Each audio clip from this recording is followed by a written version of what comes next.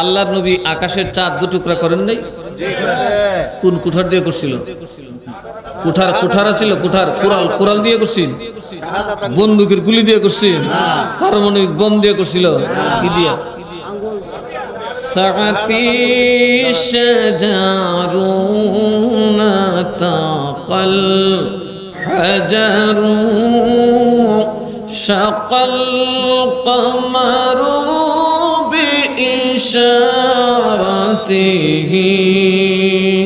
আল্লাহু আল্লাহু আল্লাহু আল্লাহু আল্লাহু আল্লাহু আল্লাহু উংলি কে আল্লাহু আল্লাহু আল্লাহু আল্লাহ। এই গজল তো শুনছেন, কিন্তু এটার অর্থ তো আর জানেন না। অর্থ হইল, আমার নবী গাছকে ডাক দিলে গাছ হাঁটতো। লন আমরা নারায়ণগঞ্জে সব মিল্লা প্রয়াত জাগ্রত সব নেতা একখানে ঘুরে একটা গাছের ডাক দিয়ে হাঁটো, গাছ আইতাম না, কথা না কে কাইটা লিতে থাইতাম না, কুড়ালটা খুবাইয়া সেলি বানাই লিতে থাইতাম না, কথা না কে আগুন দিয়ে ফুরে লিতে থাইতাম না। আর আমার নবী ডাকলে গাছ হেলে দুলে দৌড়ে রসুলের সামনে হাজির হয়ে যেত। ক্ষমতা কম না বেশি? আরো জোরে এখন কম না বেশি? ওই নবী যদি খালি গাছের কয়ে দিত ডাল ভরে আবু জাহেলের মাথা ফরিস, তুই মরে গেল। মারা যদি নবীর ইচ্ছা থাকতো আর মক্কা দখল করে নবীর আসল মকসদ থাকতো, তাহলে কি নবী পলানোর দরকার ছিল? আমার নবীর সামনে আবু জাহেল কইল, হাতের মুঠে কি ভাতিজা কত, যদি বলতে পারো তবে আমি যে মুসলমান হব তাতে কোনো সন্দেহ নেই। আল্লাহ নবীকে চাচা আমি বলবো না হাতের মুষ্টির মধ্যে যেটা সেটা বলবে? তার আরো ভালো। ফাতরে কয় আমি তো ফাতরে না। নবী কত আমি কে ডাক মুহাম্মদুর রাসূলুল্লাহ। আবু জাহেল দিল মেরে কাস নাউজুবিল্লাহ নাউজুবিল্লাহ, আহা হাই রে হাই সর্বনাশ, কি এক জাদুঘর আইলো বেটা, ফাতর পর্যন্ত এর ফক্কে চলে যায়। উল্টা বুঝছে না?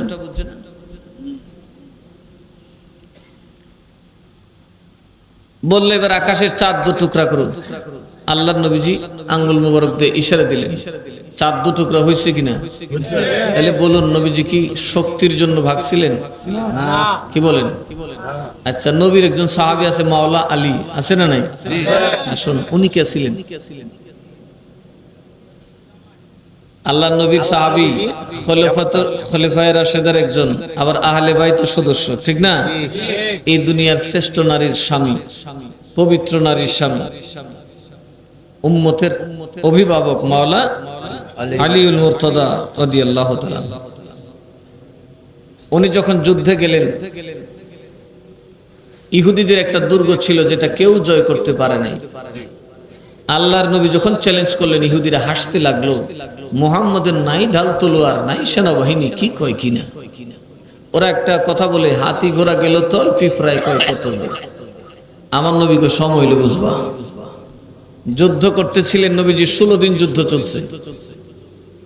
মুসলমানরা আশপাশের সবকটা দুর্গ জয় করতে পারলেও কামুস কিল্লাটা জয় করতে পারেন নাই, কারণ এটার দরজায় ছিল 850 মণ ওজনের লোহার প্রলেপ। এই দরজা ভাঙার মতো তখন কোনো ব্যবস্থা, 850 মণ ওজনের দরজা, এটা ভাঙা যাবে না। ওরা এটার ভিতরে নিরাপদ ছিল। আমার নবীজি ফজরের নামাজ পড়ে বললেন, আজকে যারে পতাকা দিব বিজয় তার হাতে। আজকে বিজয় হবে, তবে খেলবো আমি না, কাউরে দিয়া। আজকে যাকে সেনাপতি বানাবো সেও আল্লাহর নবীকে, আল্লাহকে সবচেয়ে বেশি ভালোবাসে, আল্লাহ এবং রসুলও তাকে ভালোবাসে। সাহাবীদের আর গুম নাই, কিরে কে সেই ব্যক্তি, কে সেই ব্যক্তি যাকে আল্লাহ এবং রসুল সবচেয়ে বেশি ভালোবাসেন? কিছুক্ষণ পরে নবীজি বললেন, আলী কোথায়? বললো যে আলী তো অসুস্থ, চোখের মধ্যে আঘাত লাগার কারণে উনি তাকাইতে পারে না, আর চোখ তো সেন্সিটিভ জায়গা, নইলে দেখবেন টন টন করে ব্যথা করে। ইয়া রাসূলুল্লাহ, উনি আসতে পারে নাই, বলে আলীকে আমার কাছে নিয়ে আসো। এতক্ষণ তোমরা ওদের নবী দেখছো, যারা কোন নবী আমরার মতো মানুষ। এখন একটু দেখবা নবী তোমরার মতো না, ওই মানুষ। এখন দেখবা নবী নূরের মানুষ। লইয়াও আমি নবীর আসল পরিচয় দেই। নবীজির কাছে আসলো, নবীজি একটু থুতু মোবারক লাগাইলেন, মাওলা আলীর চোখ সাথে সাথে ভালো হয়ে গেল। এবং উনি বললেন যে আমার এই চোখটা আর কখনো জ্যোতি কমে নেই। এটাই মনে ছিল। আল্লাহ নবীর তরবারে দিলেন, পাগড়ি মোবারক দিয়ে বললেন, আলী বাঁশের কঞ্চিটা ধরো। ওই পাথরের যে উঁচা একটা ইয়ে দেখতেছো, ওইটার মধ্যে নিয়ে এটা গাড়ে দাও। উনি একটা বাঁশের কঞ্চি নিয়ে আল্লাহু আকবার করে ধাক্কা দিছে, পাথর ভেদ করে ঢুকে গেছে। ইহুদিদের যে পীর ছিল, সবের তো পীর আছে, আছে না নাই? আমরা আপনারা যদি ভাড়া করে আনেন যে হুজুর এখন দোয়া দেই কইরা গজব থামান, এরাও তো কিছু আনবো না? সবের তো আধ্যাত্মিক গুরু আছে, আছে না? ইহুদিদের আধ্যাত্মিক গুরু কো বাবা রে আমার বিদায় দাও। তুমি মিয়া 14 সিঁড়ি ধরে এখানে থাকতেছো, আমাদের মসজিদের ইমামতি করো, আর তুমি এখন ভাগো খেয়ে ভাগ দিছি যে আজকে আলামত ভালো না। কি ভালো না? বললো আজকে তোমাদের দুর্গ ধ্বংস হয়ে যাবে। বলো কেন? বলো ওই যে দেখো বাঁশের কাঞ্চির মধ্যে, বাঁশের কাঞ্চি দিয়ে আঘাত করছে, পাথর ভেদ করে ঢুকে গেছে। আমার বাপ দাদারা বইলে গেছে এই কিল্লা কোন বাদশা জয় করতে পারবেন, একজন রসুল আসবেন, আর তাকে চিনার আলামত হলো তার সেনাপতি যেদিন বাঁশের কঞ্চি দিয়ে পাথর আঘাত করবে, পাথর দেবে যখন বাঁশ দাঁড়িয়ে যাবে, সেদিন বুঝবে এই কিল্লা পৃথিবীর সমস্ত মানুষ মিলেও আর আটকাতে পারবে না। আর তার নাম আসাদুল্লাহ। তার নাম কি? ওনাদের কিতাবে ওনার নাম আছে। তো যারা লাঠিয়াল যোদ্ধা, এরা দেখবেন একটু দুর্দান্ত টাইপের হয়, এরা বেশি বুদ্ধিজীবীর কথা শুনে না, কথা কয় না। পোলাপানে যদি মারামারি লাগে, বুড়ারা কথা কইলে বুড়া ভাই তোমরা কি বুঝো? পোলাপানের কথা শুনে এদের রক্ত গরম হইলে কিন্তু আর কারো কথা। যোদ্ধারা বললো দুরমিয়া ভাত দিয়ে দিছো, ভাই দিয়া তোমারে দিয়ে হইতো না, যাও তুমি যাও তোমার হতে। আরে কি কয়, আলী দেখতে দেখা যায় শুরু মুড়ু, আর আমাদের বীর কত বড় বড় বাহাদুর, এটা কোনো ব্যাপার নাকি? এই সিরিয়ার বীর কোথায় মুরাহাব? তুমি আসো। মুরাহাবের ওজন ছিল 5 মণ। কয় মণ? 5 মণ। এটা কত বড় বেটা বুঝেননি? এটা গেছে ঘোড়া বাঁকা হয়ে গেছে। মাওলা আলী দেখে কয় আলী, প্রথমে জিজ্ঞাসা তুমি কেডা? আমি হায়দার। হায়দার মানে বাঘ। বাঘ কি? বাঘ তো জঙ্গলে থাকতো, তুমি এখানে আইছো করে? তুমি 2 ঠ্যাং, এটা আবার কোন জৈত্যা বাঘ?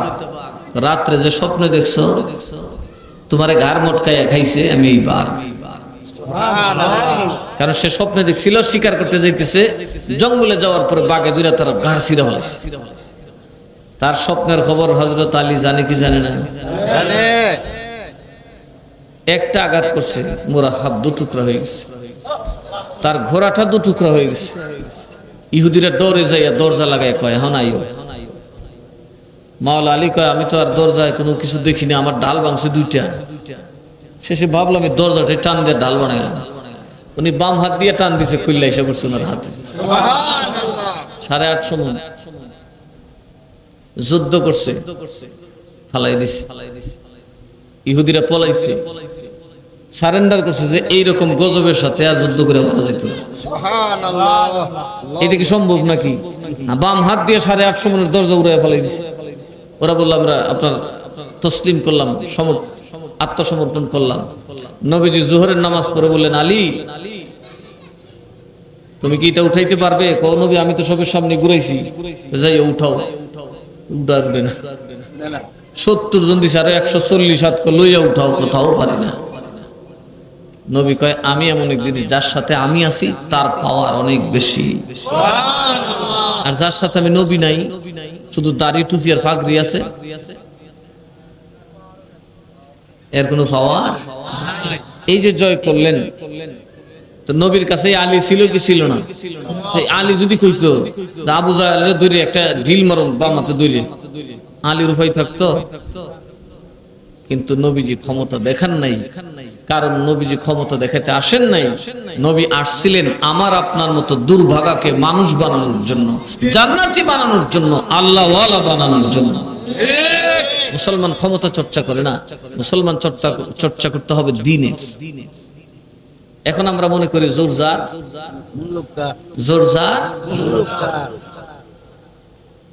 এই জন্য আমাদের দুর্দশা যায় না। আমরা তো কোটি কোটি মুসলমান, কিন্তু এক একজন মুসলমানের কর্ম দেখলে শয়তানও হার মানবে। এ বাবা আমি আর যাওয়ান লাগতো না, উম্মতি মুহাম্মদি আমার বাপ লাগে। কথা কথা কে আমরা উম্মতি মুহাম্মদির মধ্যে এত দুষ্ট, এত নষ্ট আছে যে শয়তান দেখলে কইবে বাবা তোরে কি আমি চাবি দিব, তোর কাছে তো আমি মুড়ি দেওয়া দরকার। আছে না নাই? অথচ আমাদের দাড়ি তো আছে, টুপি ফাগরি জুব্বা সব আছে, আমাদের কি নাই?